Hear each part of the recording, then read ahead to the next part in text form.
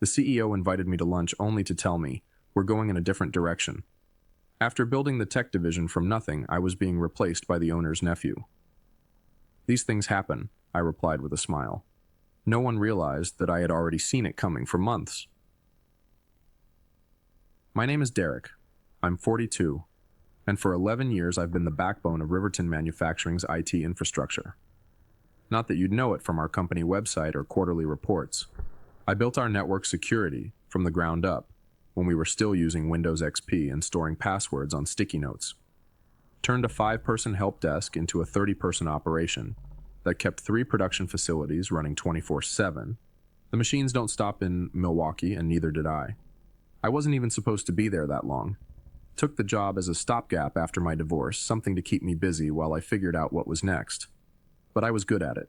Really good. And somewhere along the way, those servers and networks became mine. Not legally, but in every way that mattered. The lunch was at Maxwell's, the kind of place with white tablecloths where executives take clients they want to impress. Not the kind of place where you fire someone. But Preston Campbell, our CEO, was always about appearances. "Derek, you've been invaluable," he said, cutting into his steak. "But we need fresh perspectives. Someone with vision for where tech is heading." Translation: We've found someone cheaper who won't push back when the board makes stupid decisions. Harrison's nephew just finished his master's at MIT, brilliant kid, specialized in digital transformation. I nodded, took a sip of water. "Who's handling the transition?"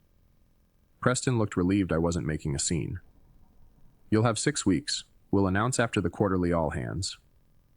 I signed the NDA he brought before dessert arrived, smiled and shook his hand, told him I understood business decisions had to be made. Back at my desk, I noticed my admin credentials had already been downgraded. My name removed from the leadership team email chain. They'd decided before lunch, probably weeks ago.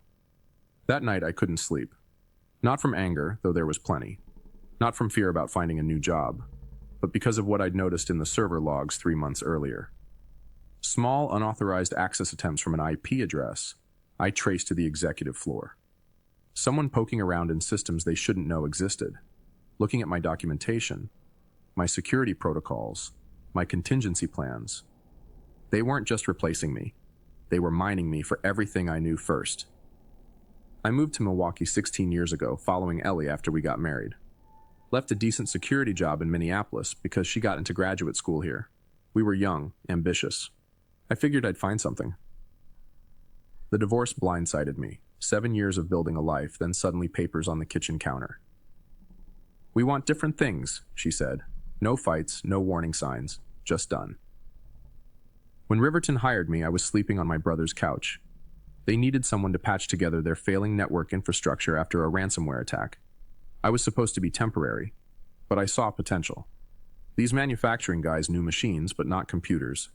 Their entire operation, millions in equipment, hundreds of jobs, was running on outdated systems, one crash away from disaster.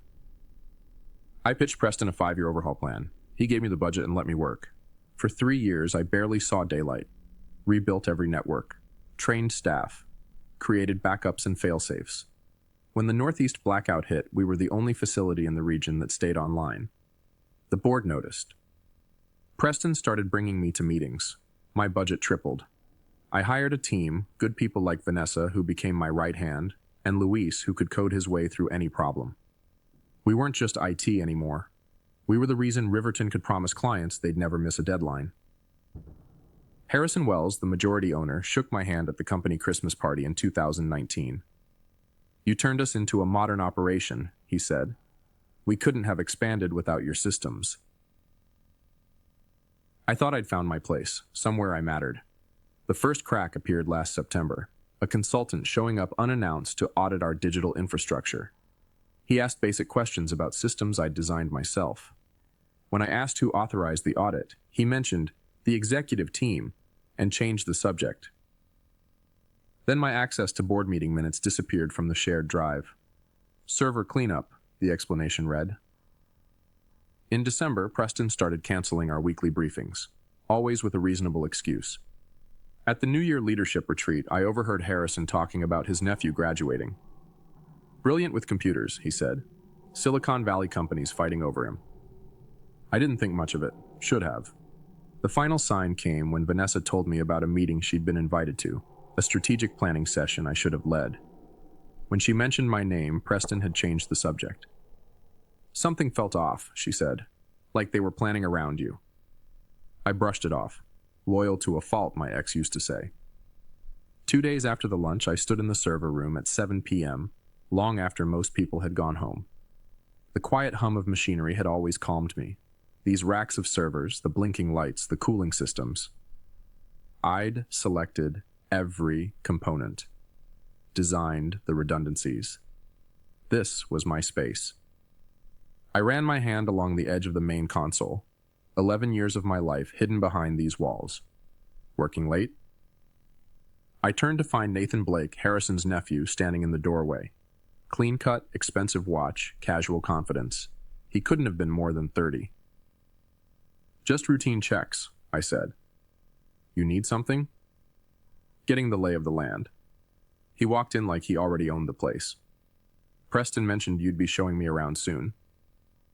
Did he? Nathan studied the server configuration. Impressive setup, a bit old school, but solid. Old school. I'd upgraded these systems 8 months ago. Your documentation is thorough, he continued. Been reading through your protocols. I have some ideas for modernization. He said it like he was doing me a favor. Looking forward to hearing them. The words tasted like chalk. After he left, I sat down at my workstation, opened the access logs. Nathan's credentials had been created 3 weeks before my lunch with Preston.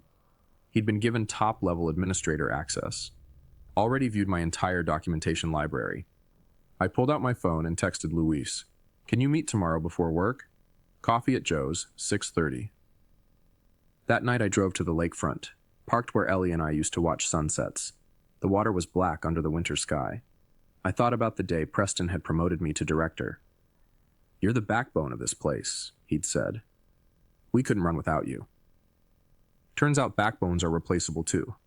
Luis was already at the coffee shop when I arrived the next morning, dark circles under his eyes. He knew something was wrong. They're phasing me out, I said without preamble. He nodded slowly. I figured. They've been asking weird questions, having me explain your systems. When? Couple weeks now. He looked down at his coffee. I'm sorry, man. I should have told you. I didn't blame him. Luis had kids, a mortgage. What's your plan? He asked. I hadn't realized I had one until he asked. But sitting there, watching early morning commuters hustle past the window, something settled inside me. A clarity I hadn't felt since finding Ellie's divorce papers. They think everything's in the documentation, I said quietly. But we both know it's not. Luis leaned forward. The proprietary tools, the workarounds. I nodded. The patches I built that aren't in any manual, the custom monitoring system, the client interface no one else fully understands. Derek, I'm not going to sabotage anything, I said, but I'm not going to give away what's mine either. Luis studied me for a moment, then nodded. He understood. I need copies of everything I developed personally, I said, and I need to know who's still loyal. The official announcement came during the all-hands meeting the following week. Preston standing at the podium talking about exciting transitions and fresh perspectives. Nathan beside him, smiling politely at the appropriate moments. Derek has been instrumental in building our IT infrastructure, Preston said, not looking at me. And we're grateful for his contributions as he helps us transition to Nathan's leadership over the next 6 weeks. Murmurs rippled through the room. Most of the IT team looked shocked. Vanessa's eyes found mine from across the room, a silent question. I gave her the smallest of nods. After the meeting, I requested a sit-down with Preston and HR. Pointed out that several of the systems Nathan would be taking over were built by me, outside normal work hours, using my own development framework. The employment contract is clear, said Diane from HR, sliding a document across the table. Anything developed during your tenure is company property. Not everything, I countered. The System Sync interface was developed before I joined Riverton. I licensed it to the company but retained ownership. It's right there in the original agreement. Preston shifted uncomfortably. That was 10 years ago, Derek. The company has evolved. So has System Sync. Every update, every integration was built on my original code. I leaned forward. I'm not trying to be difficult. I just want proper compensation for my intellectual property. Preston and Diane exchanged glances. We'll look into it, Preston said finally. In the meantime, please focus on the transition with Nathan. I knew that look. They were stalling. The next morning, my access to the development servers was restricted. Security protocol during transition periods, read the automated email. Nathan called a team meeting without inviting me. When I showed up anyway, he seemed annoyed but covered it quickly.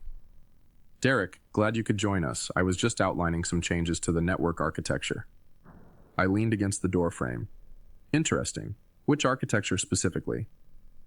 The main production floor systems, he said confidently. We're going to streamline the protocols. Those protocols prevent machine failures under peak load, I said evenly. They're custom designed for our equipment. Nathan's smile tightened. Modern systems don't require such complex workarounds. They're not workarounds, Vanessa interjected.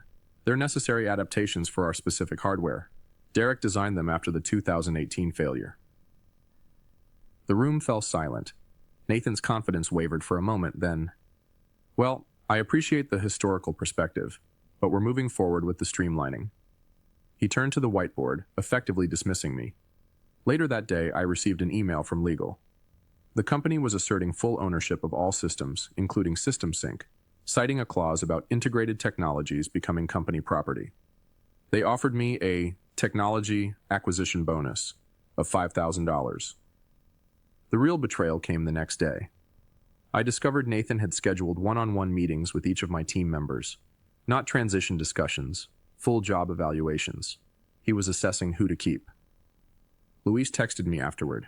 He asked if your systems were really necessary or just overcomplicated, fishing for criticism. That night, I found an email from one of our suppliers in my personal account. They were confused about the new licensing agreement Riverton had sent over, one I knew nothing about. I pulled up the document. Preston had signed a deal transferring all my custom supplier integrations to a third-party vendor, Nathan's former classmate's startup. They weren't just pushing me out. They were dismantling everything I'd built and selling it off. When I tried to access the backup servers to retrieve my original code, I found my credentials revoked entirely. Game on. I needed leverage, and I needed it fast. Riverton hadn't just been careless, they'd been calculating. The timeline was becoming clear. Nathan had been brought in months ago, studying my systems, preparing to replace me while extracting everything I knew. That night, I reached out to Darren Phillips, a network security specialist I'd worked with years ago. We met at a diner off the highway, the kind of place executives like Preston would never set foot in. Legally, you're in a tough spot, Darren said after I explained the situation. But there's something that doesn't add up. Why push you out now? The company's doing well. That's what I can't figure out, I admitted. Let me dig around, he offered. Just information gathering, nothing intrusive. 2 days later, Darren called me at 11 p.m. You need to see this. He'd found SEC filings showing Riverton was preparing for acquisition. TechCore Industries, a manufacturing conglomerate from Boston, was in late-stage talks to buy them out. The deal was contingent on Riverton demonstrating modernized technical infrastructure and transitional leadership. They're cleaning house to make the sale look better, Darren explained. And your systems are a major selling point. The valuation specifically mentions the proprietary manufacturing management interface. My interface, System Sync. There's more, Darren continued. Harrison Wells cashed out most of his shares last quarter. The acquisition would mainly benefit Preston and the executive team. They get golden parachutes and executive positions at TechCore. The piece that broke me wasn't the acquisition. It was finding emails showing Preston and Harrison had discussed replacing me over 6 months ago. While I was pulling all-nighters to fix a major security breach, they were interviewing Nathan. I drove to the old industrial park where I'd first sketched the System Sync architecture, back when it was just an idea. Sat in my car until dawn, watching the sky turn gray over abandoned warehouses. When I got home, I found an old external hard drive in my closet, plugged it in and found what I was looking for. The original System Sync code, pre-Riverton. The documentation showing I'd started development 8 months before joining the company. I also found the emails. Preston specifically requesting I integrate System Sync with Riverton's systems. His acknowledgement that it was my proprietary tool. His promise that we'd formalize ownership once things settled down. I'd trusted him. Fool me. The next day, Nathan called me into a meeting with Preston and Diane from HR. We're accelerating the transition, Preston said without preamble. Your last day will be next Friday. 2 weeks instead of 6, I noted. Any particular reason? Nathan has demonstrated exceptional capability, Diane said smoothly. And frankly, Derek, your attitude hasn't been conducive to a smooth handover. I nodded slowly. I see. We'll need you to complete all documentation and training by Wednesday, Nathan added. Of course, I replied, my voice steady. And the ownership of System Sync? Have you had time to review the original agreements? Preston's expression hardened. Our legal team has determined that all integrated systems fall under company ownership. The separation package is generous, Derek. I suggest you take it. I stood up. I'll have my lawyer review everything. Don't make this difficult, Preston warned. It won't change the outcome. As I walked out, I texted Luis. Plan B, tonight. 7 hours later, Luis handed me a flash drive in the parking lot of a grocery store. Everything you asked for, he said quietly. Original code bases, deployment logs, authentication keys. I thanked him, then asked, Why are you helping me? He looked me in the eye. Because they think we're all replaceable. I spent the weekend meticulously documenting everything. The original System Sync code, the emails with Preston, the licensing agreements, the dates proving I'd developed the core technology before Riverton. Monday morning, I arrived early, found Vanessa already at her desk, looking tired. You heard about the accelerated timeline? She asked. I nodded. How's the team taking it? Not well. Nathan called emergency planning sessions all weekend. Tried to reverse engineer your monitoring system. She lowered her voice. It didn't go well. 3 alerts from the production floor got missed. Anyone hurt? No, but they had to shut down line 3 for 4 hours, cost about $40,000 in lost production. I kept my expression neutral. Sorry to hear that. Derek, she hesitated. I think I'm next. Nathan's been asking if my role is necessary. I'd suspected as much. Vanessa knew too much about how things really worked. Do you trust me? I asked quietly. She didn't hesitate. Completely. I slid a sealed envelope across her desk. If anything happens this week, anything unusual, open this. It explains everything. That afternoon, I met with 3 separate patent attorneys, paid rush fees to file provisional patents on key aspects of System Sync. Not the whole system, just the critical components that made it work with manufacturing equipment.